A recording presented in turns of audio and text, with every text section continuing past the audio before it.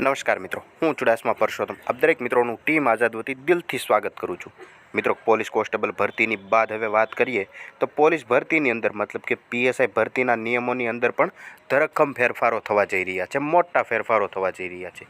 વાત કરીએ તો કોન્સ્ટેબલ ભરતીની અંદરના નવા નિયમો છે તેમાં પણ ઘણા ખરા ફેરફારો જોવા મળ્યા છે। તેવી જ રીતે પીએસઆઈના નિયમોની અંદર પણ બહુ મોટા ફેરફારો થયા છે। જો આ માહિતી તમે પણ જાણવા માગતા હોય તો વિડીયોને ખાસ કરીને અંત સુધી અવશ્ય જુઓ। સૌપ્રથમ મિત્રો વાત કરીએ તો એલઆરડી બાદ હવે પીએસઆઈની ભરતીના નિયમોમાં પણ ફેરફાર કરવાની તૈયારીઓ શરૂ કરી દેવામાં આવી છે। પીએસઆઈ પરીક્ષામાં એલઆરડીની જેમ જ વજનનો માપદંડ છે તેમને હટાવી દેવામાં આવશે। માત્ર એટલું જ નહીં, દોડમાંથી માર્કિંગ સિસ્ટમ પણ દૂર કરી નાખવામાં આવશે। તેમજ ફિઝિકલ પરીક્ષા તો લેવામાં આવશે પણ તે માત્ર ક્વોલિફાઈંગ પરીક્ષા જ હશે। જ્યાં મિત્રો કોન્સ્ટેબલની અંદર ઘણા ખરા આવા ફેરફારો જોવા મળ્યા છે કે જે વજનનો નિયમ હતો તેમને હટાવી દેવામાં આવ્યો છે। તદુપરાંત ફિઝિકલમાંથી મતલબ કે દોડમાંથી માર્કિંગ સિસ્ટમ દૂર કરી દેવામાં આવેલી છે અને લેખિત પરીક્ષાની અંદર પણ મોટા ફેરફારો કરવામાં આવેલા છે। મતલબ કે જે 100 માર્કનું પેપર અને 2 કલાકનો ટાઈમ હતો તેના બદલે 200 માર્કનું પેપર અને 3 કલાકનો ટાઈમ આપી દેવામાં આવેલો છે। તેવી જ રીતે પીએસઆઈની અંદર પણ આવા નિયમો આવશે। તેની વાત કરીએ તો તમે અહીંયા જોઈ શકો છો કે આ ઉપરાંત લેખિત પરીક્ષામાં પણ ધરખમ ફેરફારો જોવા મળે છે।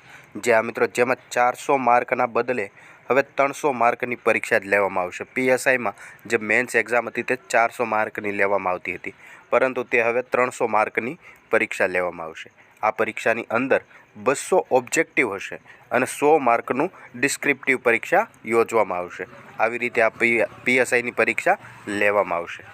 આ અંગે સરકાર જાહેરાત છે તે આગામી 10 દિવસમાં કરી દેશે। જ્યાં મિત્રો પીએસઆઈ ભરતીની અંદર આટલા સુધારા વધારા થવાની શક્યતાઓ છે અને આની પણ ઓફિશિયલી જાહેરાત સરકાર છે તે 10 દિવસની અંદર કરી દેશે તેવું માહિતીના માધ્યમથી મળી રહ્યું છે। તદુપરાંત યુવરાજસિંહ જાડેજા દ્વારા પણ આની માહિતી આપવામાં આવેલી છે કે પીએસઆઈની ભરતીના નિયમોમાં પણ બદલાવ આવશે।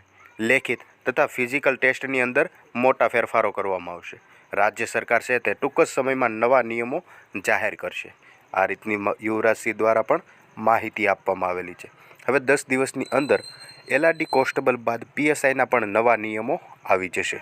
જે આ મિત્રો ગુજરાત પોલીસને લગતી એક મહત્ત્વની અપડેટ હતી જે વિડીયોની અંદર વિગતવાર જોઈ।